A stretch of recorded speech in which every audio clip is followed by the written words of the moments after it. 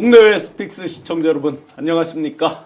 급변하는 날씨만큼이나 정세도 매일매일 급변하고 매일매일 새로운 사고 또 새로운 소식들 넘쳐나고 있습니다. 오늘 4월 18일 문영배, 이미선 두 헌법재판소 재판관들이 퇴임합니다.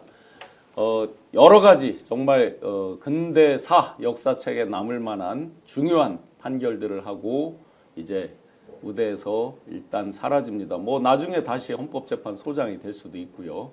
등등 관련해서 이제 퇴임사도 한번 보고요. 그보다 여러 가지 지금 행보가 바쁜 서초동 아크로비스타로 가서는 조금 잠잠해지려나 했더니 연일 뉴스의 중심에 그 센터 본능을 버리지 못하고 중심에 서고 싶은가 봅니다. 윤석열, 국민의힘 예선전 그리고 민주당의 지금 선거 각종 공약들 또 움직임들 관련해서 오늘 오후 시간 화끈하게 한번 달고 보겠습니다. 오늘 박홍배 민주당 환노위원이시죠? 네. 박홍배 의원님 나오셨습니다. 네, 반갑습니다. 예, 소개를 직접 좀 더 해주시죠. 뭐. 예, 국회 환경노동위원회에서 일하고 있고요. 최근에 구성된 국회 연금개혁특별위원회 위원으로 활동하고 있는 박홍배라고 합니다. 네. 워낙 액티브하게 각종 뉴스와 또 발로 뛰는 창원까지 많이 왔다 갔다 하시다가 고소까지 당하셨다는 우리 노영희 변호사님. 네, 안녕하세요. 네, 네. 아직 안 당했습니다. 아직 안 당했어요. 아, 당한다고 한 건 네, 말로만 한 거예요? 네, 아니, 근데 할 거라고 주장은 하고 있어요. 네. 탄탄TV 김종욱 박사님. 네, 안녕하세요. 김종욱입니다. 네. 왜 이렇게 좋아요? 내가 고소당한다니까. 옆에서 계속 웃고 막 있는데? 웃으셨어요. 계속 네. 웃고 있는데? 아니 왜 시비를 거세요 시작부터? 아니, 자기가 웃었잖아. 아니 저와 탕탄TV 얘기해줘서 좀 고마워서 아니, 그 전에. 앞으로 표정을 짓지 않도록 하겠습니다. 아니 말씀 나온 김에 그게 이제 고소한다 이렇게 했으면 그렇게 하고도 안 하는 경우가 많이 있나 보죠? 그랬는데, 당연히 그런데, 어제 또 다시 올린 걸 보니까, 네. 할 거 한다고 그러는데, 뭐 하라고 그런 건 좋은데, 뭘 갖고 한지를 도대체 알 수가 없어서. 내용이 내용은 짐작되는 게. 짐작되는 게 없어요. 그렇죠. 뭐 변호사님. 제가 뭐 뭐라고 한 게 있나요? 변호사님이 가서 뭐 협박할 일도 없어요. 그럼요. 상식적으로 보면. 제가 뭐 바깥에서 얘기한 게 있나요, 특별하게? 뭐 그분 이렇게 구속돼 있을 때 좀 뭐 면회 가면 영치금도 주고 그러시지 않나요? 그럼요. 아니 그 나만 줬겠지. 다른 사람들은 안 줬겠지. 그 영치금 주셨구나. 영치금도 드리고 당연히 그랬죠. 근데 네. 뭘 가지고 할 건지 나도 궁금해서 한번 보겠습니다. 네. 원성이 자자한 쥐기현 판사. 정말 아마 판사 중에 근자 들어서 이렇게 많은 그 원성을 어떤 판결 결과를 가지고 이렇다 저렇다는 있었지만 과정에서 이 정도 말이 많은 판사도 없었을 것 같습니다. 쥐기현 판사 드디어 촬영은 허용을 했습니다. 그런데 또 들어가는 문은 여전히 지하로 들어가도록 했습니다. 의원님, 네. 아니 윤석열이 당당하면 한남동에서 나올 때 뭐 당당하게 하고 뭐 어깨도 두드리고 다 했고 아크로비스타 갈 때 꽃다발도 받고 뭐 이겨서 돌아왔다는 등 뭐 정신승리를 막 하고 하는데 네. 왜 저 재판정은 지하로 기어 들어갑니까?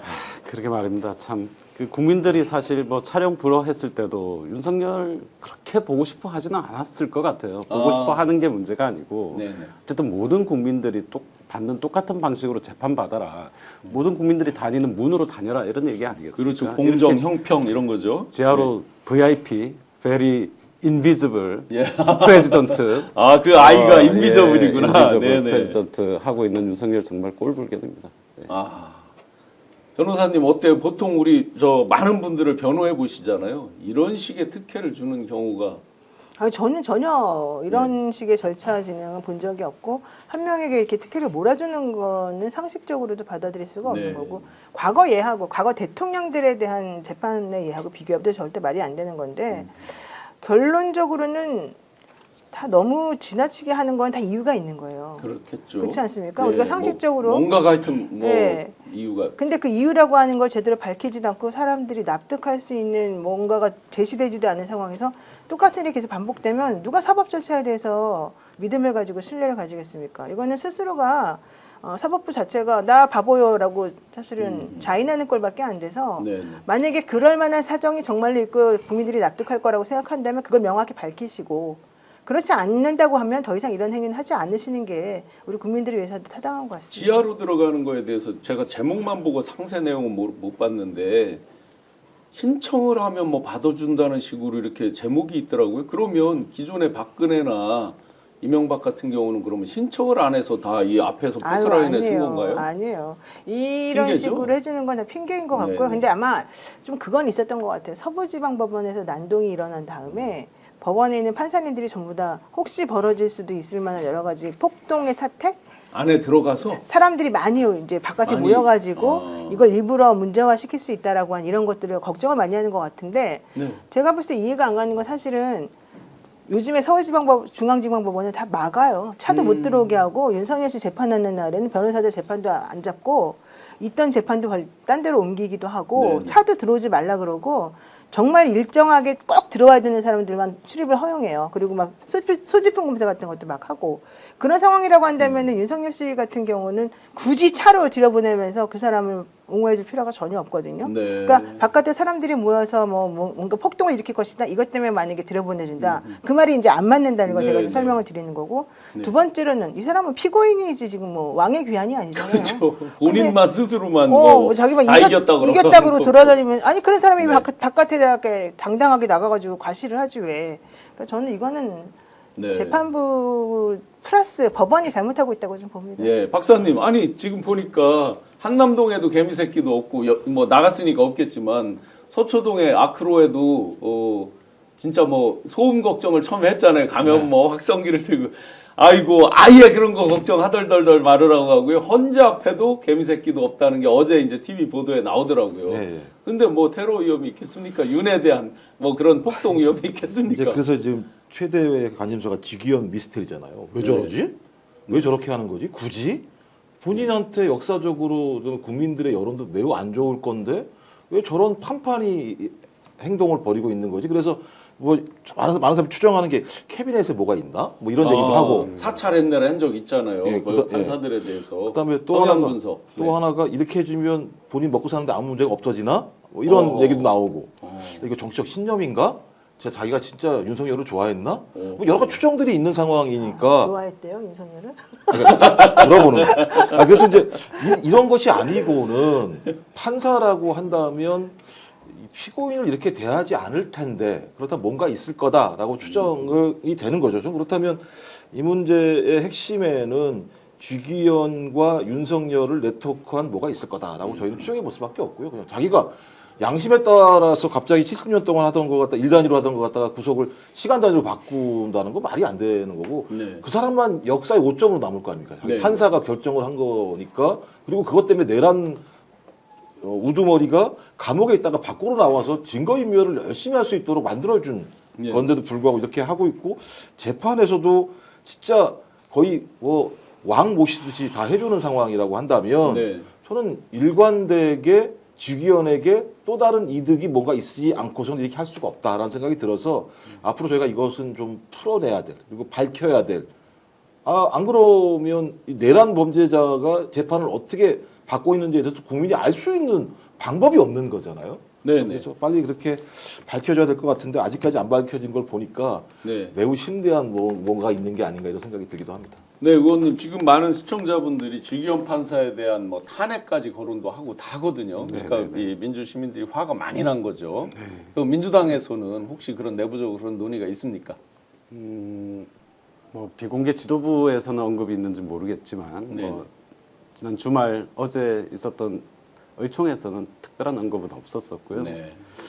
뭐 사실 이제 국민의 한 사람으로서 전국의 수많은 재판관들께서 판사님들께서 되게 많은 업무에 경무에 또 공정한 재판하기 위해서 노력하고 계실 거라고 생각을 하는데 유독 이 한 사람이 대한민국 사법 시스템 신뢰성 자체를 완전히 흔들어 버리니까 너무나 안타깝다. 이 사람에 대한 인사권자도 있을 거 아닙니까? 그렇죠. 뭐 재판부가 회사는 아니겠지만 누군가 있겠죠. 대법원장이실지 모르겠는데 좀 면담을 하셔가지고 좀 뭐 휴가나 휴직을 좀 주시든지 약간 좀 센데요? 아니 좀 왜냐하면 국민들이 볼 때 상식적으로 납득이 안 되고 뭐 정상적이 아닌 판단들을 계속 하시니까 카메라 못 들어오게 한 것에 대해서 한 야당 의원께서는 뭐 쥐기현 판사 스스로 모습이 이렇게 비춰지기 싫어서 그런 본인 거 얼굴. 아니냐 뭐 그런 얘기도 할 만큼 그러면 본인도 상당히 힘든 상황일 수 있을 것 같은데 저는 그 인사권자가 좀 면담을 좀 하시는 게 맞지 않나. 저도 저 말씀 동의한 게 뭐냐면 예, 예. 쥐기현 한 사람 때문에 사법 사법부의 신뢰가 무너지는 거예요. 그렇죠. 국민들로부터. 그래서 제가 듣기로도 네. 사법부 내에서도 설왕설래가 그러니까, 엄청 많다고 그러니까 예를 들면 그러던데요. 지금 행정 권력을 갖고 있었던 내란 우두머리가 내란을 일으킨 범죄를 가지고 사법부가 지금 재판을 하고 있는 상황인데 사법부 판사 하나 때문에 사법부의 결정 자체에 대해서 의문을 갖게 된다면 사법부 전체가 붕괴되는 거거든요. 그러면 내란 때문에 입법부와 사법부의 국민적 신뢰가 바닥으로 떨어지게 된다면 그건 국가를 위해서 좋지 않은 문제이기 때문에 대법원장을 필두로 해서 법원 행정처장 이런 사람들이 이 문제와 관련해서 좀 얘기를 하고 거기에 적절한 조치를 취해야 된다고 생각을 해요. 사법 질서, 그러면 사법 신뢰를 위해서라도. 네. 그 실제로 그 법원 내에서도 그런 논의가 많다고 하고 하는데 지기현 판사가 또 본인이 더 근무하겠다고 해서 지금 연장이 돼서 근무하는 거라면서요? 그렇죠. 원래는 2년 지났으니까 사실은 바꿔야 되는데 네네. 본인이 이제 하겠다고 했었다고 얘기가 지금 나오고 있고요. 네네. 이제 중요한 거는 이 구속 취소 때부터 계속해서 이 지기현 부장이 자신이 이 사건을 맡는 것과 관련해서 내지는 어떤 결정을 내리는 것과 관련해서 계속해서 많은 판사님들 동료분들에게 문의를 했었다고 그래요. 네, 그랬는데 본인 혼자 결정했던 게 아니고 그 사전 구속 단계에서 취소 관련해가지고 네네. 그러니까 그랬는데 실질적으로 거기서 그렇게 하면 안 된다고 다들 얘기들을 했었다는데 본인이 이제 끝까지 주장을 아마 이런 식의 결론을 내리려고 생각을 했다가 네. 자기하고 동조한 사람이 좀 있으면 오케이 하려고 그랬는데 동조는 안 해서 좀 곤란해하다가 그래도 결국은 그냥 본인 마음대로 한 것 같아요. 근데 그러고 난 다음에 너무 비난의 수위가 많아졌고 자기가 생각했던 거는 내가 그렇게 하더라도 결국에는 즉시항고 같은 걸 할 테니까 결론은 괜찮을 것이라고 생각을 했었던 것 같은데 공을 그러니까 검찰에 확 던지면서 자기는 어쨌든 윤 측의 생색은 냈고 그렇죠. 자기는 빠져나갈 수 있는 건 했는데 불의의 일격을 그럼 당한 거네. 그 사람 지금 말씀대로라면 검찰한테 뒤통수를 한 방 맞은 거네요. 심우정. 본인은 아니요 뭐 뒤통수라기보다는 어쨌든 결론적으로는 더 생색을 낼 수 있는 상황이 되지 않습니까? 네, 그렇죠 지금. 네, 그러긴 한데 생색 정도가 아니라 아예 뭐 풀어져서 나갔으니까요. 이제 뭐. 문제는 이제 그렇게 해서 그쪽에다가는 뭐 낯을 세웠을지 모르지만 이제 반대쪽에는 완전하게 지금 거의 매국노 수준으로 지금 본인이 엄청나게 공격을 받았거든요. 그래서 또 그것 때문에 괴로웠다는 거예요. 네. 그러니까 이분이 이제 심성이 막 아주 강력하게 그냥 한쪽으로 뭔가 하는 그런 성격이 아닌 거예요. 네. 그래서 자기가 잘 놀고 사람들하고 관계 잘하고 모든 상황에서 좌중을 압도하고 재밌게 지내고 이런 걸 되게 좋아해요. 그래서 수원지방법원 판사할 때도 본인과 관련된 그 인터뷰가 있었었고, 맞아요. 인터뷰 그쵸? 있더라고요. 기부 같은 거 할 때 막 맞아요. 내가 보기에 좀 너무 이 사람이 정말 판사인가 싶을 정도로 이상한 그런 인터뷰 글이 실렸었었는데 본인은 이제 그런 걸 되게 좋아하고 개그감이 살아있다 뭐 이런 거를 조금 네, 인터뷰가 그렇게 있더라고요. 칭찬으로 듣고 사회 이제 나처럼 잘 보는 판사 있냐 하면서 인터뷰를 했던데. 그런 성격이었는데 이제 그런 성격이라고 하면 결국은 이제 심리학적으로 분석을 해보면 약간 관종기가 있는 거예요. 아하. 그리고 술 먹고 사람들과 관계성에 되게 집착하는 사람이 되는 네. 거죠. 그러니까 제가 이제 그분은 뭐 정확히 모르니까 함부로 단어는 못합니다만 결국 사람들한테 칭찬받는 거 좋아하고 그 다음에 사람들하고 관계 맺으면서 이제 두루두루 잘 넘어가는 거 좋아하고 또 내지는 본인은 다른 사람하고 다르게 피고인이나 상대방의 입장에서 되게 많은 걸 생각하는 사람이다라는 그런 인상을 주길 좋아하는 건데 이제 이게 바로 이 내란죄의 피고인하고 연결되니까 되게 이상한 조합이 만들어지는 거죠. 이 결과물이. 그래서 지금 아마 본인이 생각했던 것보다 더 좀 극도의 이상하게 극단적으로 이상한 방향으로 가는 것에 대해서 본인도 좀 괴로워하고 있을 텐데 문제는 이런 상황이 이러다 보니까 갑자기 모든 종류의 이제 그동안에 그분이 했던 행동 같은 것들에 대한 해석이 다르게 또 나오면서 네. 본인을 공격하는 빌미가 돼버리더라고요. 그러니까 술 자꾸 마시고 사람들하고 잘 어울려 다니는 것도 판사도 원래 그러지 말라 그러는데 본인 혼자 그러고 다니면 이제 오해의 소지가 있지 않습니까? 이제 그런 것들. 네. 그다음에 또 다른 판사님들도 좀 조심하는 게 좋지 않겠냐? 이런 얘기를 하는 과정. 그러다 보니까 저 사람한테 얘랑 친했는데 얘가 조금 연락해서 뭔가 말해준 거 아닌가? 또 이런 얘기 이런 게 막 들려오고 그래서 그게 사실은 좀 난감한 것 같습니다. 네, 움브레드님께서 판사가 아니라 관종이다. 창조적 파기님 판사가 적성에 안 맞은 그만둬라. 참나무님께서 지기현 포장하지 마세요, 노변님. 노변님. 똘끼가 있는 자구나, 태평성대님 등등등 대부분 정말 많이 우리 민주 시민들께서 격앙된 점 이해가 됩니다.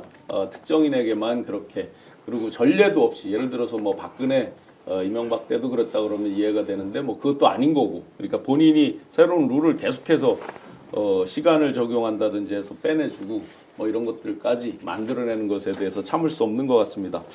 자, 그 당사자, 그렇게 혜택을 보는 당사자 윤석열. 제가 어제 아침에 그 가까이서 이제 이렇게 보는 멤버로부터 메시지를 하나 받았어요. 간이 굉장히 안 좋다. 뭐 그는 저도 이제 술자리 하는 거를 잘 아니까. 누구 관이 아니죠? 윤이. 그리고 이 눈의 녹내장 때문에 굉장히 고전하고 있다. 뭐 이런 걸 받았는데 일반적인 사람이 만약에 뭐 저희 아는 분들이 그랬다 그러면 건강을 걱정하고 막 해야 되는데 의심부터 드는 거예요. 이것도 아프다고 핑계대고 또 다른 저기를 하려고 그러나 병원에 예를 들어서 뭐 장기 입원을 한다든지 참 사람이 아프다고 하는 거에 인지상정이 돼야 되는데 그런 것까지 느껴질 정도로 지금 좋지 않습니다. 그런데 윤어게인이라고 해서 네. 뭐 오늘도 본인은 뭐 그런 걸 찬성하지 않는다는 식으로 뭐 또 얘기는 하던데 갑자기 어제 하루 종일 부다닥 난리가 한번 났다가 바로 가라앉은 사건이 있었습니다. 네. 젊은 무슨 변호사 배모 변호사라는 사람이 배의철. 예 배의철이라는 사람이 또 김계리도 같이 이제 있었다는 거죠. 5명 명단에 해서 윤어게인이라는 정당을 만든다. 한번 그들이 소명하면서 취소하면서 띄워놓은 거 한 번만 보내줘 보세요. 자, 한다고 하다 해프닝으로 이제 취소를 했는데 저 취소 문구에 여러 가지 답이 있습니다. 의원님께서도 한번 잘 봐주시면 그 두 번째 단에 보시면 대통령 변호인단의 청년 변호사 5명이 자유진영 전체 윤어게인 신당을 제안했다고 하고 5명이 대통령님을 탄핵 이후 직접 만나 오랜 시간 말씀을 나눴다라고 하고 3번 본인도 만나서 이야기를 했다고 하고 그 밑에 아주 중요한 대목이 나와요. 청년들의 자발적인 윤어게인 운동이 정치 참여로 나타나야 하며 청년들의 순수한 정치 운동에는 아버지처럼 함께하겠다 이렇게 말을 했다는 거예요. 그리고 마지막에 보면 너무 많은 오해와 억측들이 난무해서 대통령님이 부담이 될 수 있게 대통령님 말씀에 따라서 기자회견을 안 한다라고 돼 있어요. 자, 그러면 시작과 끝이 저 내용을 보면 네. 시작도 끝도 다 윤의 뜻에 따른 거잖아요. 지금 보면. 맞습니다. 뭐 3월에 탈옥을 한 이후에 가장 많은 대화를 나누고 뭐 가장 많이 상의를 한 사람은 물론 김건희가 있지만 뭐 윤의 입장에서는 이 변호인 단들일 거고 그렇죠. 뭐 저기 뭐 몇 번 만났다 몇 번 이런 얘기를 나눴다 그 이상으로 깊은 얘기를 나눴을 가능성이 저는 훨씬 더 많다.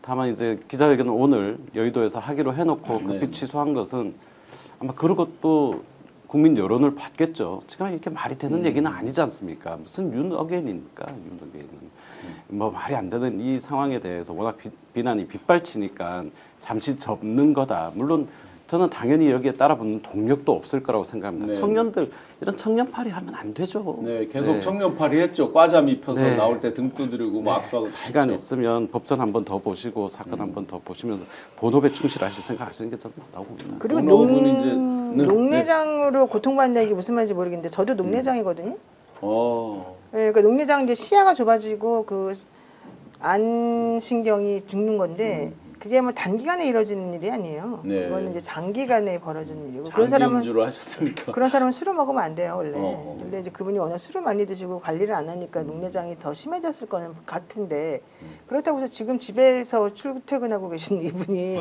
무슨 녹내장 때문에 힘들어한다는 거는 좀 상식적이지 않지 않습니까? 병원에 가면 되고 그렇죠. 너무 심하면 수술을 받으면 되는 건데 지금 현재 뭐 그 수술 받는 날짜가 뭐 너무 촉박하거나 없는 것도 아니고 그러니까 그거는 제가 봤을 때 그냥 사람들에게 얘기하려고 좀 그러는 것 같고 네네. 그것 때문에 문제가 생길 것 같지는 않아요. 지금 근데 본인은 그런 것보다 더 중요한 게 자기 자신의 행동에 대해서 전혀 반성하지 않고 있다는 게 더 문제고 어떻게 지금 윤어게인이란 말이 나옵니까? 어게인도 아니래요. 철자가 틀려서 어게인이라고 어게인이 나오죠? 아니라 어지안이래요. 어지안. 아지안. A와 아지안인가?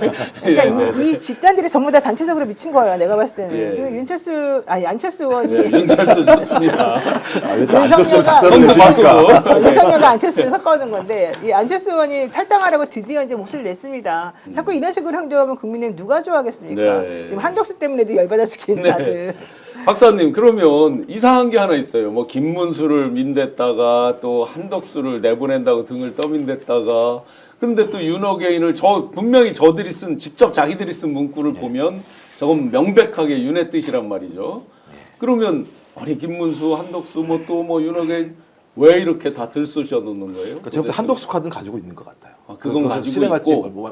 실행을 할지 안 할지 모르겠습니다만 네네. 어차피 단일화를 하게 되면 무소속이든 뭐든 자기 정책 기반이나 세력이 있어야 된다는 생각을 했을 수도 있고 그런 기반들과 관련해서 이런 것들 좀 만들어 놓으면 도움이 될 수도 있겠다라고 판단했을 수도 있다는 생각은 들긴 해요. 근데 어게인은 불가능하잖아요. 그러면 헌법 바꿔야 돼요. 플랫폼을 만들어 놓고 한덕수를 거기다 얹힌다? 네, 나중에라도 그 카드. 미리 당을 만들어 놓고. 근데 이제 이 한덕수 카드가 많은 사람이 얘기하는 게 윤석열의 작품이 아니라는 얘기를 많이 하잖아요. 네. 뭐 김건희의 작품이 아니냐 이런 얘기를 많이 하는데 보니까 김건희가 그 아크로피스타 돌아갔을 때 과잠바를 입고 온 청년들을 만나면서 와, 소개를 하잖아요. 여기 청년들입니다. 대학생입니다. 그랬더니 정말이요? 너무 고맙습니다.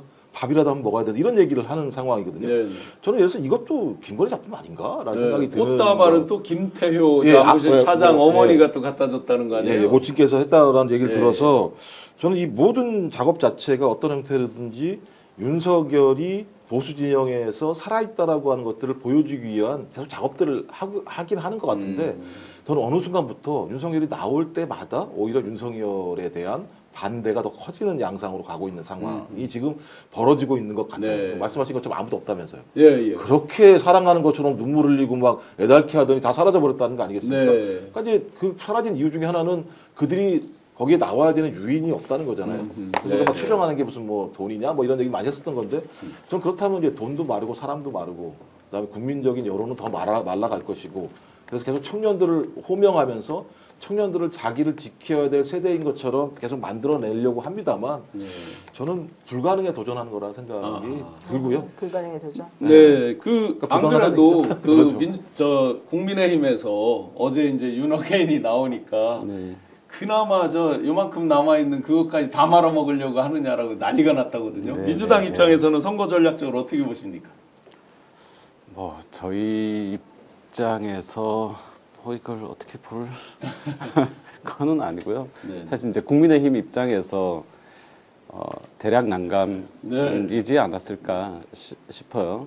이제 뭐 가까이 할 수도 멀리 할 수도 없는 그런 현상들이 계속 이제 지속되는 것을 보고 멀리 하려니 자기들이 내뱉어놓은 말과 네, 한남동 네, 가서 네, 산성을 네, 쌓았던 예, 예, 40몇 명의 또 의원들이 네, 있잖아요. 배지들이 네, 가서 네, 그냥 네. 집단적으로 네. 그 새벽부터 가서 또 인해장벽을 치고 했던 네, 사람들이 네, 네. 지금 와서 뭐라고 말을 바꾸겠습니까? 이제 여러 의원님들이 지금 국민의힘 주자들의 캠프에 속속 이렇게 합류를 하는 모양새인데 뭐 1차적으로는 당내 경선 통과 뭐 이후에 이제 한덕수 단일화가 있을지 모르겠습니다만 이제 경선 통과를 하기 위해서는 어쨌든 국민의힘의 그간 상당히 오른쪽으로 가버린 이 당원들의 정서, 당원들의 민심을 좀 받으려면 완전히 끊어내지도 못하고 그렇다고 해서 그러니까 끊어내는 게 맞는데 여기 뭐 가서 붙으면 다 그냥 다 망하는 거죠. 폭망하는 거니까 네. 이러지도 저러지도 못하는 상황 아닌가. 네.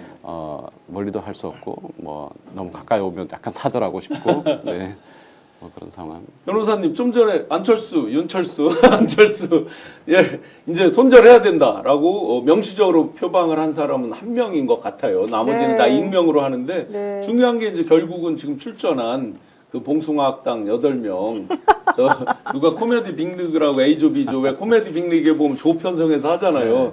그래서 코미디 빅리그 그 만화 한번 좀 올려줘 보세요. 만화란다. 저렇게 저 단톡에 짤로 많이 다닙니다. 코미디 빅리그에 보시면 A팀, B팀, 뭐 C팀 이렇게 나눠서 징 울리고 막 하고 서로 배틀 하잖아요. 그래서 19, 20 하는데 뭐 19일은 이미 뭐 관심이 멀어진 것 같고 20날 이제 나경원, 이철우, 한동훈, 홍준표 이게 진정한 봉숭아학당일 것이다 이렇게 다들 기대를 하시던데 저게 개싸움이겠는데요, 제가. 진흙탕.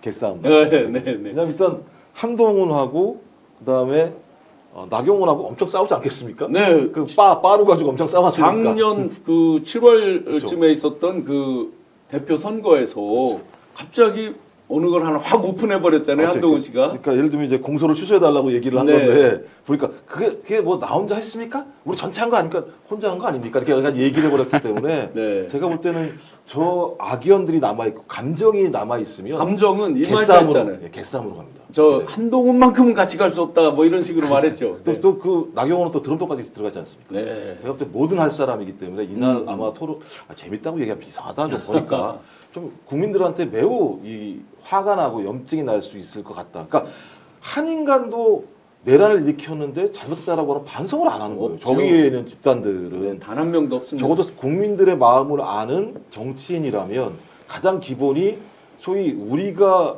뽑아놓고 우리가 만들어 놓은 대통령이 내란을 저질러서 너무 죄송합니다. 앞으로 우리가 그런 싹들을 아예 나오지 못하도록 만들겠습니다라고 얘기를 해도 안 될 판인데 그 찍소리 못하고 있다가 지금 간철수 간 보고 있다가 한마디 한 거잖아요. 결론 네네. 자기 펴들라고. 음. 전 저런 집단들이 모여서 토론을 하게 되면 국민들이 더 화가 나시는 그럼 저 아니- 8명 외에 다른 7명, 나머지 7명 중에 저 윤석열을 손절해야 된다고 할 사람이 있을까요? 없죠 지금 저기서 누가 그러겠어요. 아 근데 저거 얘기한 템버린 얘기한 사람도 있잖아요. 그건 강력한 직접적인 공격인데 제가 보기에는. 한요. 네네. 그래도 그렇다고 손절한다는 해서 사람은 그렇다고 해서 지금 윤석열을 공격해서도 제가 뭔가 할 것 같지는 않고요. 없어요. 네. 안철수 후보는 2022년 2월 23일 날 음. 이랬어요. 1년만 지나고 나면 내가 그 사람 뽑은 손가락 자르고 싶다고 할 거다. 그러다가 갑자기 3월 3일 날 네. 열흘 딱 열흘 아니라 만에 했죠. 네. 저는 윤석열 후보를 지지하기로 했습니다. 네. 왜 지지하기로 했는지도 말도 안 하고 그냥 본인은 그렇게 해놓고는 그 다음에 손가락도 당연히 유지가 되고 있고 그 위에 행동하는 거 보면 정말 이상하지 않습니까? 나는 손가락 유지만 된 게 아니라 여기다가 써놨잖아요. 뭐 이렇게. 그게 다 따라해 이제 대자를 막 따라서 쓰게 대자. 그 손가락에다가 근데 또 이제 와가지고는 그 사람을 탈당시켜야 된다고 또 말하고 도대체가 아니 정치인은 목에 칼이 들어와도 그냥 소신을 가지고 움직여야지 사실 그 정치인의 정치 생명이 길어지는 거거든요. 네. 그래야지 뭐 자기를 지지한 사람이 조금 있든 많이 있든 간에 저 사람은 일관되게 뭔가 주장하는 사람이다 이게 나오거든. 근데 이 사람은 이랬다 저랬다 자기가 한 거에 대해서 반성도 안 하고 아무것도 안 하고 그래도 그나마 내가 보기에는 자기 마음속에서는 윤석열 같은 사람은 안 된다는 생각이 있는데 이제 정치적으로 그 사람하고 뭔가 손을 잡아야지 이게 될 것 같으니까 잠깐 잡았다가 우왕좌왕 하고 있는 게 아닌가 생각이 좀 듭니다. 뭐 본선에 대한 걱정은 일도 없지만 그 민주당 입장에서 국힘에서 누가 올라오는 게 가장 좋다고 보십니까? 또 누가 올라올 거라고 의원님 개인적으로 혹시 보십니까? 네. 그 안철수 의원 우리 노변선 말씀하셨으니까 그 제가 이렇게 본회의장에서 관찰한 안철수 의원 이때는 또 반대표를 하네, 이때는 찬성표를 하네, 이때는 뭐 탄핵 가결을 하네 이 모습들을 쭉 보면 약간 이제 기업들이 경쟁을 할 때 보면 시장 선도하는 기업이 있고 이게 따라가는 네. 후발주자, 퍼스트 무버가 있고 패스트 팔로워가 있고 이등 전략이 있지 않습니까? 네네네. 그러니까 안철수 의원, 너무 안 좋게 얘기하나? 안 의원님 너무 이렇게 모든 의사결정에 이등 다 전부 다 이등 전략인 것 같다. 그러니까 남들이 안 하는 의사결정들을 이렇게 하면서 본인의 존재를 유지하는. 지금도 2위 그룹에 계신 거죠? 예, 1위 그룹에 한 3분 정도 계신 지금 것 상위 같고. 그룹이라고 얘기하는 2위도 아니죠. 2위가 지금 5위 정도 되는 걸로 제가 알고 있어요. 4, 5위. 그러니까 그룹으로 봤을 때 그룹으로 3강 뭐 해봤자 2중 네, 네. 뭐 몇 중인지 아, 비주류죠, 모르겠는데 비주류. 네. 지금 뭐 국민의힘 후보 뭐 김문수 전 장관 뭐 홍준표 전 시장 얘기를 많이 하시는 것 같은데 저는 사실 뭐 한덕수 총리가 조금 신경이 쓰이긴 합니다. 어떤 면에서 신경이 쓰이십니까? 민주당 입장에서. 뭐 지난 대선 때도 자당 출신이 아닌 사람을 끌어들여서 때릴 사이로 모셔놨죠. 뭐 네. 대선 후보를 만들어서 뭐 정권을 잡아서 3년을 이제 말아 먹었는데 그 일을 다시 안 할 그런 집단이 좀 아니라는 측면에서 그렇고 이게 지금 뭐 국민의힘 대선 주자들 중에서 이 내란 사태와 관련해서 아무 책임이 없다, 뭐 네. 본인의 말에 전혀 하자가 없다 이런 사람 저는 거의 한 명도 없지 않나. 그리고 뭐 어떻게든 이길 수 있는 길을 찾는다라고 하면 5월 3일인가요? 예. 5월 4일인가? 뭐 사퇴 시한 전에 한 총리가 사퇴를 하고 또다시 단일화를 네. 시도할 가능성이 있지 않나. 뭐 그 부분 조금 신경 쓰인다. 의원님이 지금 현직에 계셔서 실명으로 누가 이길 것 같다 이건 조금 곤란하신 것 같고 박사님 뭐 단도직입으로 4명 4강과 파이널 누가 될까요? 김문수, 네 한동훈, 네. 홍준표, 나경원. 나경원. 나경원. 네 명이 올라갈 거라고. 안철수 아니고 나경원. 드론도까지 들어갔는데 예, 저도 또 똑같습니다, 되게 해주겠죠. 생각이. 저는 지금 상황이 제가 볼 때는 이번 주부터 반전이 있는 것 같아요. 홍준표 쏠리면 사이 꽤 높이 의원들이 많이 붙더라고요. 예, 네. 움직이고 있어. 제가 볼 때는 홍준표가 마지막에는 되지 않을까 이런 생각. 노영희 변호사님이 노력을 덜 하셨나? 명태균 씨가 어째 가만히 있어요? 홍준표 저 후보에 대해서. 아, 그게 검찰하고 관계가 있는 것 같아요. 네. 그 지난번에 제가 접견 갔을 때도 그 오세훈 씨하고 이제 홍준표 씨가 가장 큰 문제였잖아요. 자기하고 네, 관계에서. 그리고 실제 명태균 게이트 진상조사단에서도 홍준표 씨의 문제점에 대해서 되게 많이 지금 밝히고 있어요. 그런데도 오세훈은 이제 죽이는 건 확인이 됐는데 홍준표까지 죽이냐? 이제 이거를 지금 조금 걱정하는 것 같고. 그러면 영남권이 완전히 죽어버리거든요. 근데 검찰이 그것까지 고민을 해줘야 되는 건가요? 검찰은 고민을 한다는 거예요. 처음에는 어. 안 그러려고 그랬어요. 처음에는 어. 민주당이나 어차피 파면되고 나면 정권이 바뀔 테니까 차라리 이 정권, 새로운 정권하고 이제 같이 손을 잡거나 뭔가 좀 해보려는 시도를 처음에 했었는데 민주당이 검찰 조직을 가만두지 않을 거라는 거를 이제 사람들이 다 이해를 한 거예요. 어허. 그래서 그래도 설마 이제 이랬다가 완전하게 이제 민주당 지금 이재명 대표도 공수처를 살려야 된다. 이 얘기 지금 첫 번째 해보고 또 하나 기소청하고 수사청 분리해야 된다. 전락시키는 거죠. 네. 네. 그리고 이제 나오는 얘기 하나는 검찰총장이 그러니까 장관급인데 장관급을 그걸 차관급으로 한다. 내리겠다 지금 이런 얘기까지 예, 나오잖아요. 그리고 예전에 사실 윤석열 때문에 중앙지검장, 고검장 뭐 이런 사람들 또 급도 다 막 내려갔잖아요. 네, 네. 그러니까 이런 모든 것들을 보게 되면 검찰 입장에서는 참사인데 그럼에도 불구하고 자기네를 살려줄 수 있는 사람은 검찰 출신밖에 없는 거죠. 아, 팔은 안으로 굽으니까. 예. 그러면 현재 지금 제일 시끄럽게 어쨌든 말을 해줄 수 있고 해줄 수 있는 사람은 결국 홍준표밖에 없다 이렇게 네. 생각하는 거죠. 지금 나와 있는 사람들 중에 검찰 출신으로 자기가 욕을 먹거나 말거나 어쨌든 뭔가 해줄 수 있는 사람은 게다가 영향권에 자리 잡고 있는 네. 사람은 홍준표밖에 안 보이잖아요. 한동훈은요? 같은 검찰인데. 그러니까 한동훈이가 조금 애매했었어요. 원래는 그래서 한동훈하고 손을 잡았다라는 얘기까지 나왔었는데 한동훈이가 헤게모니를 못 잡아. 한동훈이가 기본적으로 윤석열하고 완전히 분리가 되지도 않고 그렇다고 윤석열을 뛰어넘을 만한 뭔가 있지도 않고 네. 그러니까 검찰이 지금 약간 양분화돼가지고 한동훈과 홍준표 둘 중에 어떻게 해야 되나 고민을 하는 중이었는데 홍준표는 어쨌든 차가 올라오잖아요. 계속해서. 네, 네.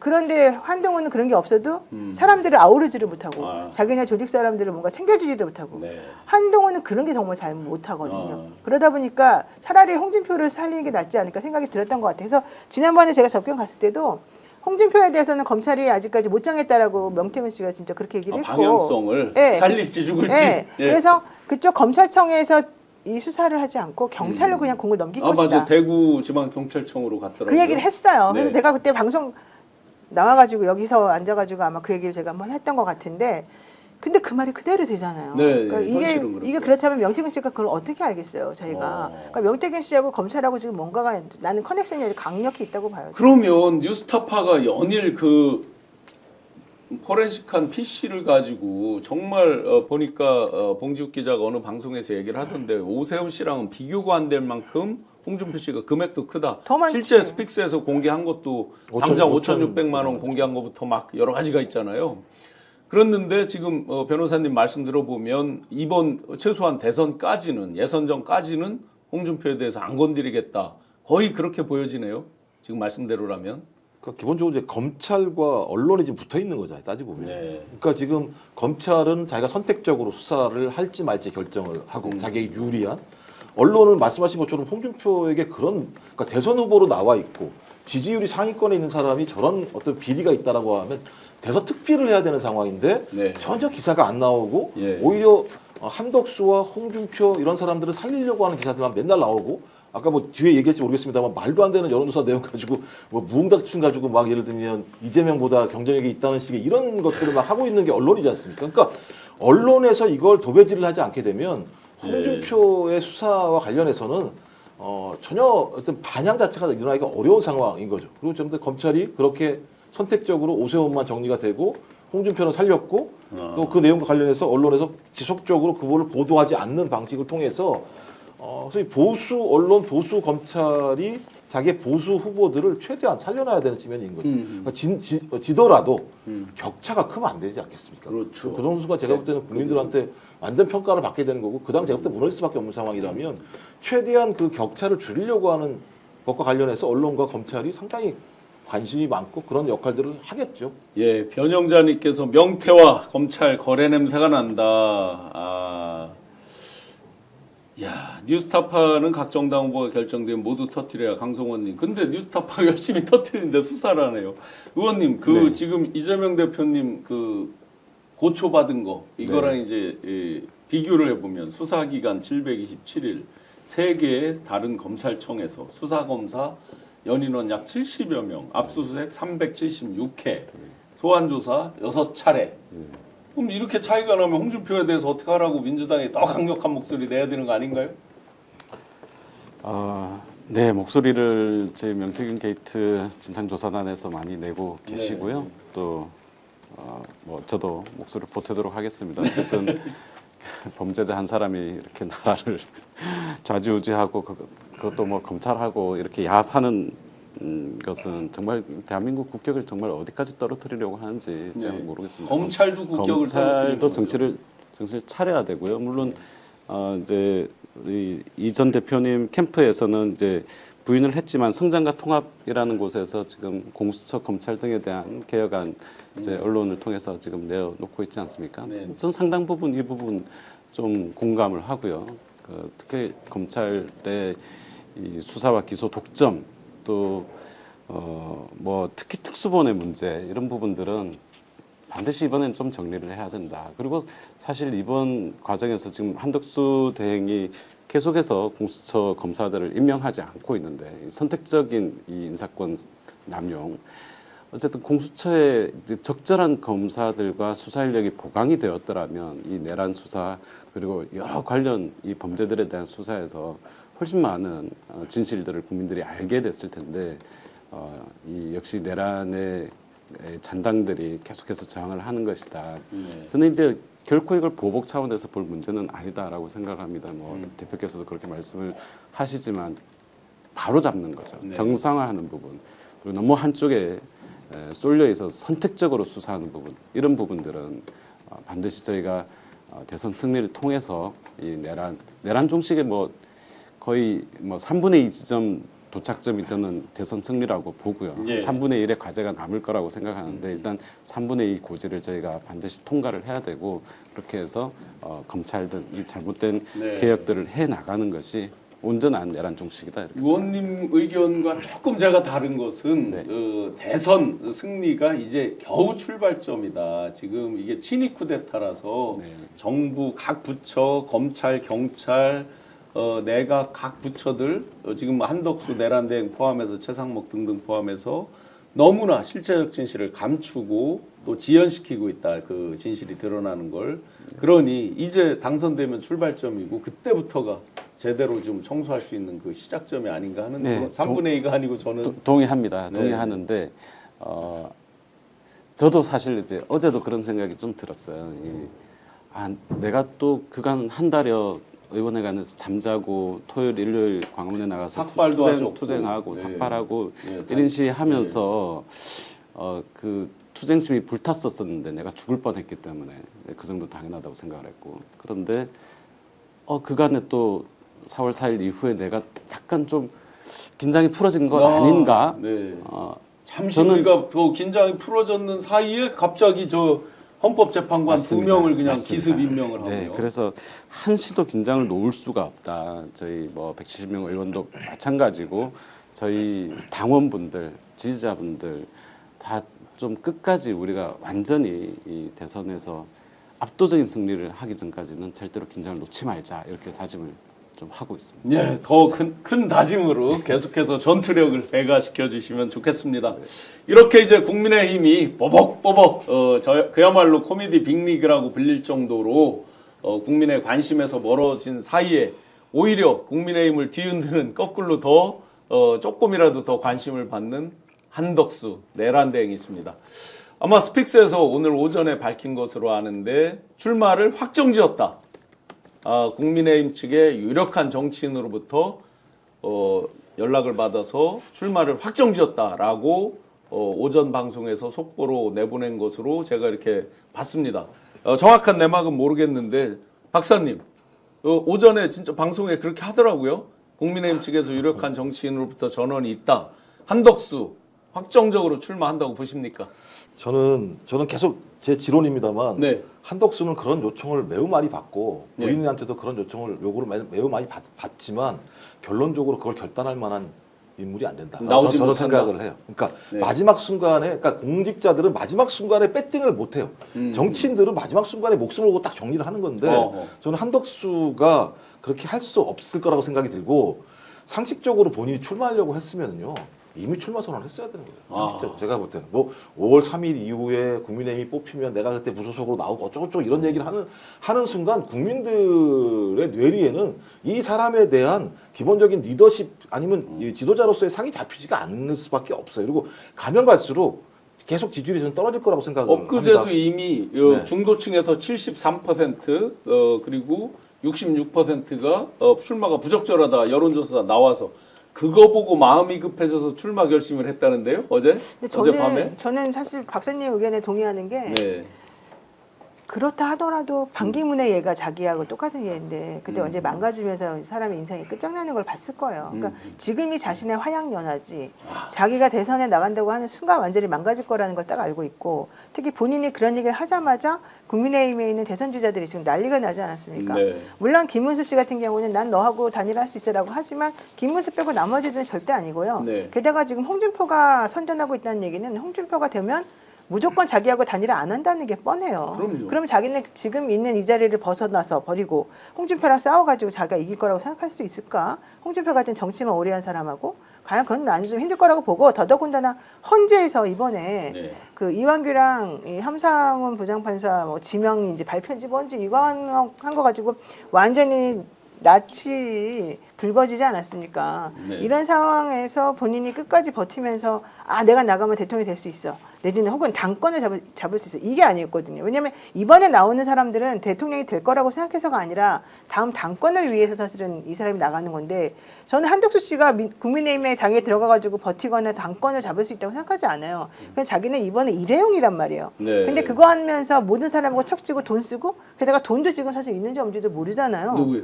한덕수. 그 지난번에 총리 청문회 받을 때 보니까 70몇 억이었어요. 아니, 그러니까 그건 개인 재산 그렇지만 개인 재산을 쓰진 않죠. 네, 그러니까 네. 경선을 하려면 이건 지금 경선이잖아요. 그렇죠. 대선 주자가 되면 모르는데 경선에서 자기 돈을 써야 되거든요. 근데 그러려면 사람들한테 벌써 지지하고 이제 이런 사람들 돈을 먼저 모아놨어야 돼요. 네, 그렇죠. 근데 내가 듣기로는 지금 그런 건 없다 그래요. 자기 재산이 많은 사람들은 절대 자기 돈 안 써요. 아하. 안철수 씨 같은 경우도 자기 돈 안 쓰려고 그래서 나중에 지난번에 합당도 하고 막 윤석열 지지한다 그러고 막 그랬던 거잖아요. 그래서 그쪽으로 또 돈도 돌려받고 막 이랬던 거잖아요. 그러면 극단적으로 좀 전에 그 변호사님 말씀대로라면 5월 3일 날 이제 저 국힘 후보가 네. 결정되거든요. 공직자 사퇴 시한이 5월 4일입니다. 그러면 5월 3일 거 국힘 거 보고 누가 만만한 사람이 올라왔나 아닌가 보고 홍준표가 올라오면 포기하고 김문수가 올라오면 하나요? 그러니까 그럴 그런 수도 있는 것들도 거예요? 헷갈리는 거죠. 아니, 그러니까 당연히. 네. 5월 3일과 5월 4일은 다릅니다. 왜냐하면 대선 후보가 모든 정권을 갖게 돼요. 그렇죠. 뽑히는 순간. 그러네 뭐. 그렇죠. 국힘은 그렇게 돼 그렇죠. 있어요. 지금 뭐 국민의힘에서 뭔 얘기해서 아무 상관없어요. 예, 대선 예. 후보가 나와서 야 나 안 해. 그럼 예. 못 하는 거예요, 실제적으로. 맞습니다. 저 그러려면 한덕수가 적어도 다음 주라도 출마 선언을 하지 않으면 네. 제가 볼 때 기회가 없을 거라고 생각을 하는 거예요. 그런 또 그게 있네요. 예를 들어 국힘 후보가 나 경선 안 해 하면 한덕수는 사실상 출마해도 의미가 없죠.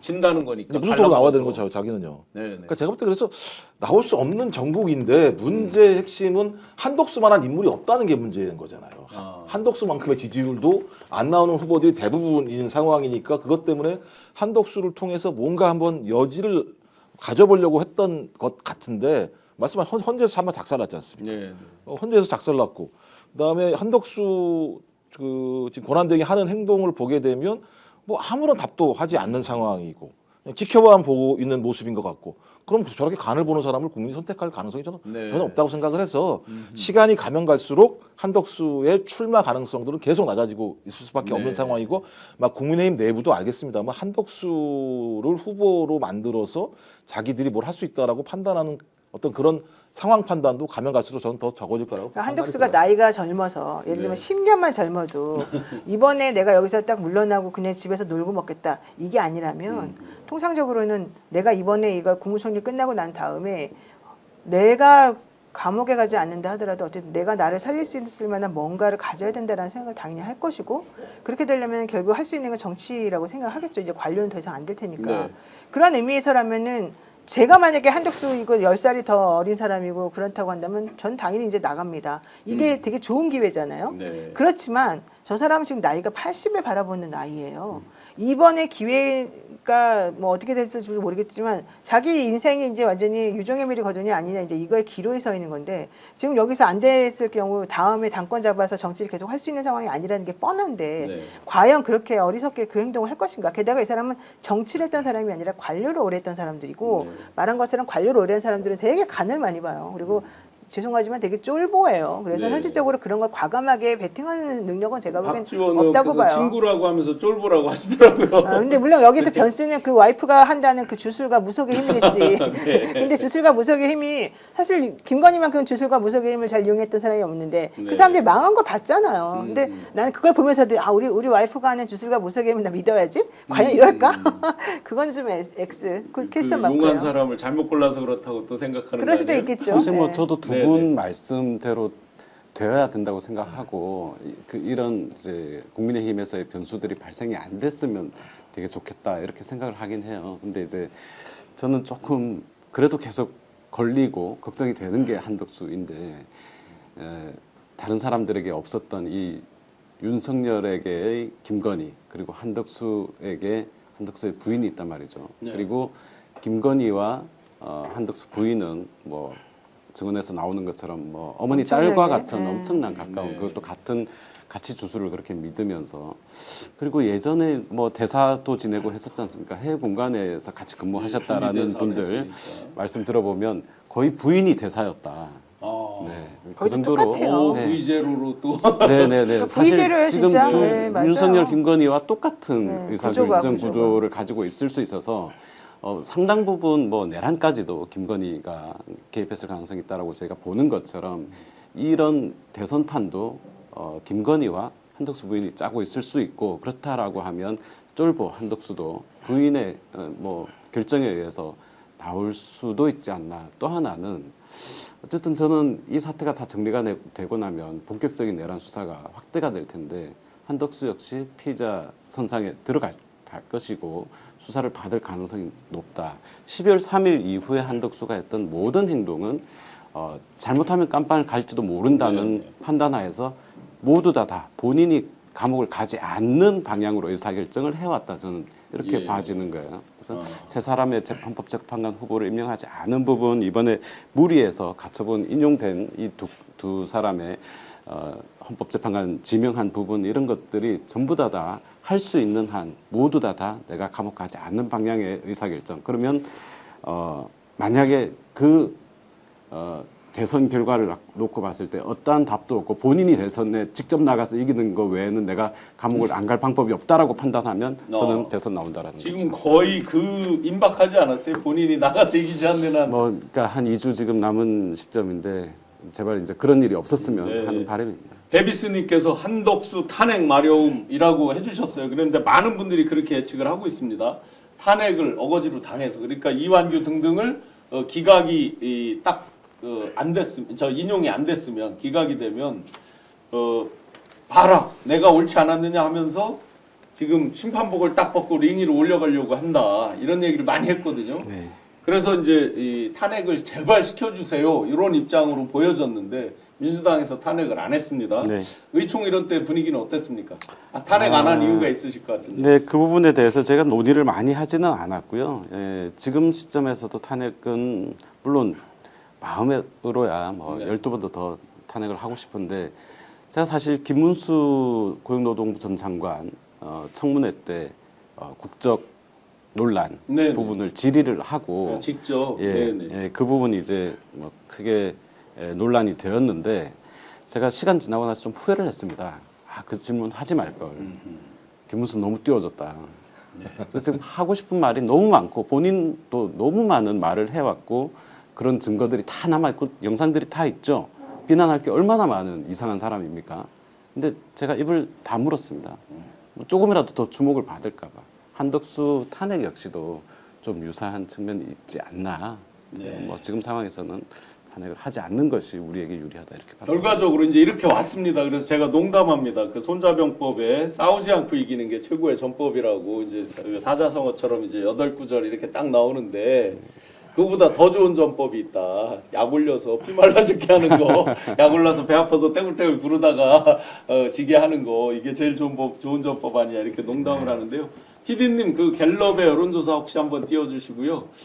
박사님 이렇게 이제 수많은 저기 지금 보시면 듣는 도토리 분들 기분 나쁘시겠지만 도토리 키재기처럼 독보적으로 38% 이재명 지금 다 후보라고 통칭하겠습니다. 이재명 후보가 있고 홍준표, 한덕수, 김문수 저 희한하게 777 이렇게 돼 있습니다. 한동훈 6, 이준석 2, 안철수는 아예 없네요. 나경원도 없고. 자 그러다 보니까 저들이 이제 혼자는 안 되고 인해 전술로 막 하다가 반 이재명 전선. 반명 전선이라고 그러면 헷갈려요. 저 명태균도 있고 그래서 반 이재명 전선에 무슨 빅텐트 이런 소리를 해요. 텐트를 얼마나 크게 칠지 모르겠는데 과연 그런 게 통할까요? 제가 볼 때 진짜 아까 뭐랬지 봉숭아학당이라고 그랬죠. 네. 봉숭아학당에서 하는 짓거리들이죠. 제일 웃긴 게 뭐냐면 내란 특검 거부했지 않습니까? 그다음에 명태균 특검 거부하지 않았습니까? 아니 그런 정당이 반 이재명 깃발을 들고 나와서 표를 얻겠다고 얘기를 한다? 아니, 상식적으로 말이 안 되는 일인 거고요. 그다음에 구조화되는 형태가 너무 좀 강고해요. 그러니까 이재명 후보에 대한 지지세가 매우 강고하고 이 강고한 게 이제 38%로 등장했습니다만 더 무서운 징표는 양자나 삼자 대결을 하게 되면 과반수가 넘어가는 여론조사 결과가 나옵니다. 이건 제가 볼 때 과반수가 넘어간다면 어떤 뭐를 하더라도 소위 엄청난 큰 사건이 나오지 않는 이상 이 구조는 변하지 않는다라고 하는 거거든요.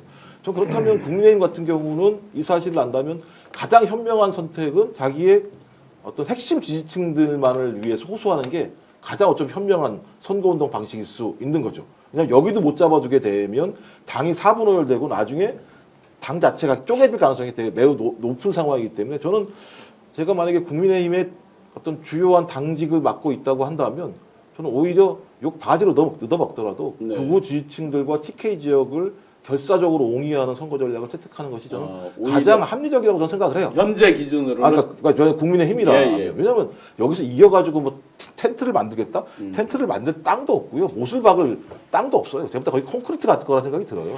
어느 분이 농담하시는데요. 텐트를 여러 개를 스몰 텐트를 여러 개를 쳐놓으면 비바람이 불 때 한두 개 여러 개 날아가고 몇 개가 남을 수 있잖아요. 빅 텐트를 쳐놓으면 이재명 후보가 워낙 세서 한 번에 다 날아간다 이렇게 농담도 하시더라고요. 텐트가 찢어지겠죠. 이제. 네.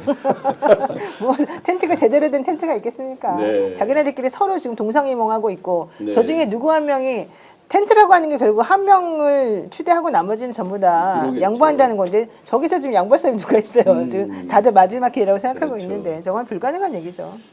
시청자 여러분들께서 이렇게 이제 본선에 대한 걱정이 아예 없는데 계속 그걸 현혹하고 이상한 빌드업을 하는 그 여론조사들이 있습니다. 데일리한 여론조사 공정이라고 나와 있는 거 제가 이렇게 캡처해서 드린 거 PD님 한번 보여주실래요?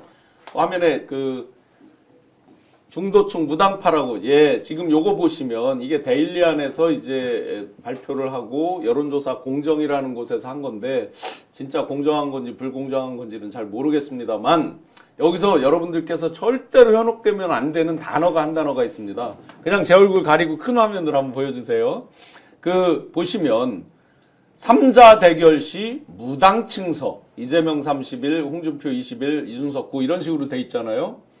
여기서 무당층이라고 표현을 하고 있잖아요. 그럼 데이터를 많이 다루고 이 선관위 사이트에 들어가서 보시면 무당층이라고 묻는 것과 무당층 이퀄 중도층이 아니잖아요. 당연하죠. 중도층이라고 묻는 것과 무당층은 완전히 다른데 이들은 그렇게 일반적으로 중도층, 무당층이 같은 것처럼 해서 일부러 현혹시키기 위해서 저렇게 합니다. 단적으로 중도층과 무당층이 왜 다르냐? 중도층은요 투표하러 가는 확률이 높아요. 무당층은 투표하러 안 갑니다. 상대적으로. 무속층은 아니죠. 그 무당인가? 그런가 본데요. 이렇게 무당층 오류가 분명히 있다. 저 페이크에 속지 마시라는 거. 저걸 왜 했느냐? 아까 그 두 번째 칸에 보시면 한덕 무당층에서 거의 붙었다. 이 말을 이제 하고 싶어서 막 억지로 페이크를 하는 건데 두 분 의견하고 지금 결론을 맺어보면 한덕수 측에서 출마한다, 결심을 굳혔다라고는 하지만 전국적으로 출마하지 못할 확률이 훨씬 높다. 사실은 제 의견이 그렇습니다. 4월 말에 미국을 방문할 예정으로 긴박하고 움직이고 있다는 첩보가 있습니다. 미국에 가서 트럼프 등등과 통상에 대해서 도장을 땅땅땅 찍고 오려고 그런다. 그러니까 민주당에서 이미 김민석 수석최고께서 1인 시위를 하잖아요. 네. 그거 하지 마라 등등등. 새로운 정부가 들어올 때까지 이건 맞습니다. 하면 안 된다. 네. 맞는 거죠. 네, 그렇습니다. 이제 대행이 네. 그걸 한다는 게 말이 안 되는 거죠. 네, 어쩌면 뭐 미국 가서 성과나 건져 와서 네. 5월 4일 전에 사퇴하고 짜잔 이렇게 등단하겠다라고 생각하고 있을지 모르겠는데 그럼 정말 을사오적입니다. 그렇죠. 네, 나라 이익을 다 팔아먹는 거고요. 절대 그렇게 졸속 협상해서 얼마나 졸속이겠어요. 그렇습니다. 지금. 이건 뭐 한두 뭐 1, 2조의 문제가 아니에요. 네. 네, 어마어마한 대한민국의 부를 팔아먹는 매국 행위가 되는 겁니다. 네, 이제까지 이제 대한민국의 과거 이야기를 한 셈입니다. 흑백 텔레비전 과거에 매몰되어 있는 기승전 이재명 뒷다리만 잡는 국민의힘 그리고 한덕수 이야기를 무려 1시간이나 해서 지금 목이 아프려고 그럽니다. 미래 희망으로 한번 넘어가 보겠습니다. 타임즈에서 이재명 후보를 100대 인물로 선정했습니다. 아마 사진 표지 사진들 많이 보셨을 겁니다. 감회가 좀 새로울 것 같아요. 의원님 어떠세요? 네, 10대 인물 정도에 들어갔으면 좋았을 텐데 100대는 너무 좀 100명은 너무 많은 거 아닙니까? 그 제 기억에 DJ 대통령께서 당선 직전인가에 똑같이 100대 인물로 갔던 게 기억이 나는데 그 전인가 훈지는 좀 정확치 않지만 근데 제가 본 거는 저 타임에서 아주 눈여겨본 게 있습니다. 여러분들도 들어가서 번역기 돌리면 요즘 자동으로 그냥 저 PC에 바로 번역기 나옵니다. 타임에서 100대 인물에 대해서 장점도 기록해놓고 단점도 써 있습니다. 거의 반반 써 있습니다. 그런데 이재명 후보에 대해서 장점만 써 있습니다. 단점이 없습니다. 네. 예, 특이한 케이스라고 저는 봤습니다. 네. 어떻게 보셨습니까, 박사님?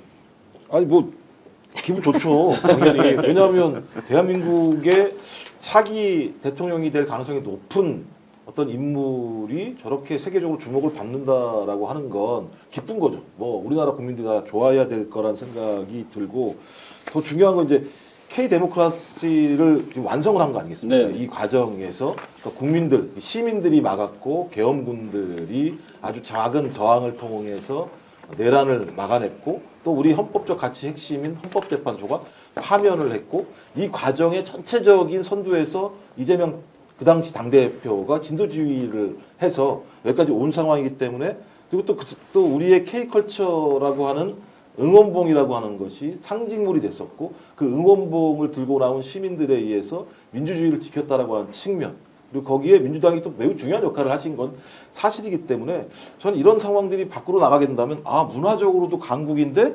민주주의도 시민들이 지켜내고 있구나 그리고 그런 시민들의 압도적인 사람이 뽑은 대통령이 된다면 대한민국의 미래는 좋은 것 아닐까라고 하는 측면으로 확 해석이 됐으면 전 좋겠다 이런 생각을 합니다. 네. 타임즈에 이재명 대표 소개한 글을 제가 잠깐 읽어드릴게요. 네. 이거 되게 재밌어서 보세요. 이재명의 정치적 부상은 쉬운 일이 아니었다.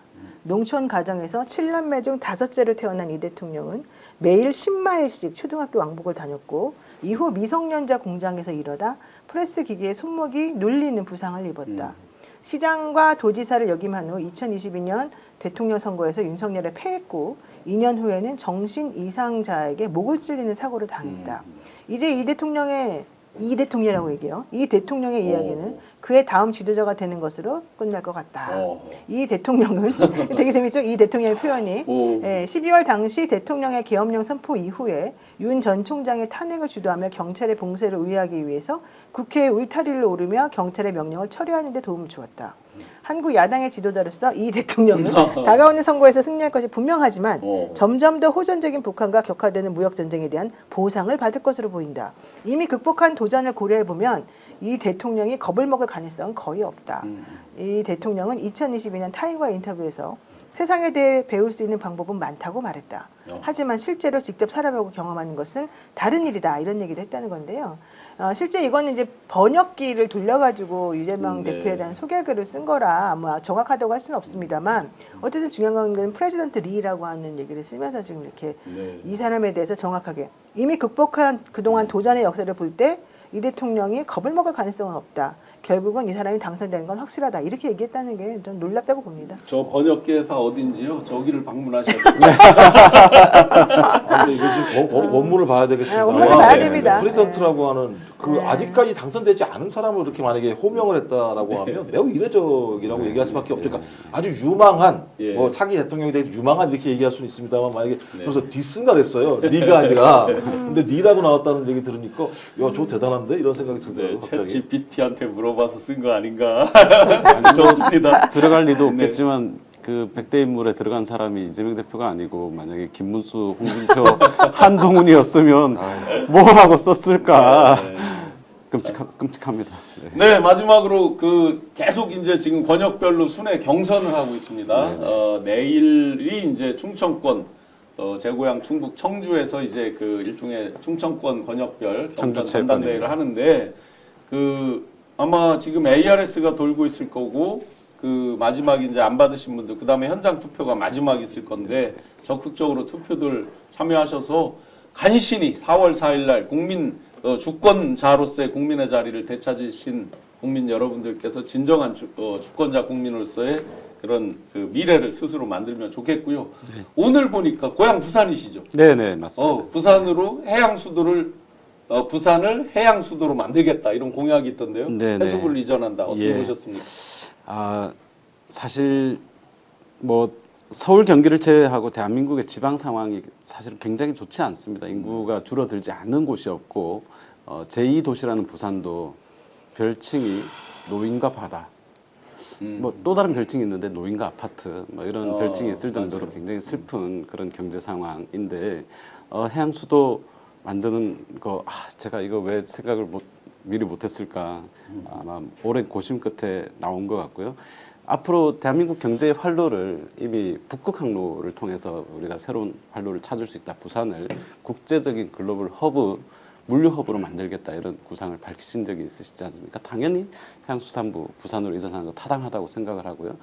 추가적으로 여기 산업 전환이라든지 이런 뭐 그린을 위해서 저희가 뭐 추가적인 금융회사의 설립, 네. 부산 지역 또 동남권에 특화된 금융회사의 설립 등도 원래 저 금융노조 위원장을 하셨잖아요. 네. 후원 계좌 혹시 없으세요? 후원 계좌, 네. 네, 뭐, 저 해양 수도로 부산을 만드는 네. 그런 아주 큰 역할을 해주십사 해서 같이 후원도 하고 그렇게 많이 해주시면 좋겠습니다. 예, 그렇게 네. 하겠습니다. 네, 이제 대한민국이 과거에서 미래로 가는 그 첫 단추 시발점에 우리가 모두가 함께 서 있습니다. 그 과거에서 미래로 가는 그 주인공 바로 지금 이 방송을 시청해 주시고 계신 우리 민주시민 여러분들께서 스스로 주인공이 되실 거라 믿습니다. 그 소중한 주권 요번 이제 약 47일 그 정도 후면 이제 대선이 펼쳐지는데 예선 전부터 본선까지 적극적으로 참여해 주시면 좋겠습니다. 주권자의 자리를 우리 스스로 차지하는 그날까지 함께 열심히 달리겠습니다. 제가 과거에서 하면 미래로 하면서 마무리하겠습니다. 한번 구호 한번 나른한 오후를 큰 구호로 한번 깨우고 가겠습니다. 과거에서 미래로 고맙습니다. 감사합니다. 오늘 방송 어떠셨습니까? 마음에 들었다면 구독, 좋아요로 스픽스를 응원해 주십시오. 여러분들의 구독, 좋아요는 가장 큰 힘이 됩니다. 스픽스 구독, 좋아요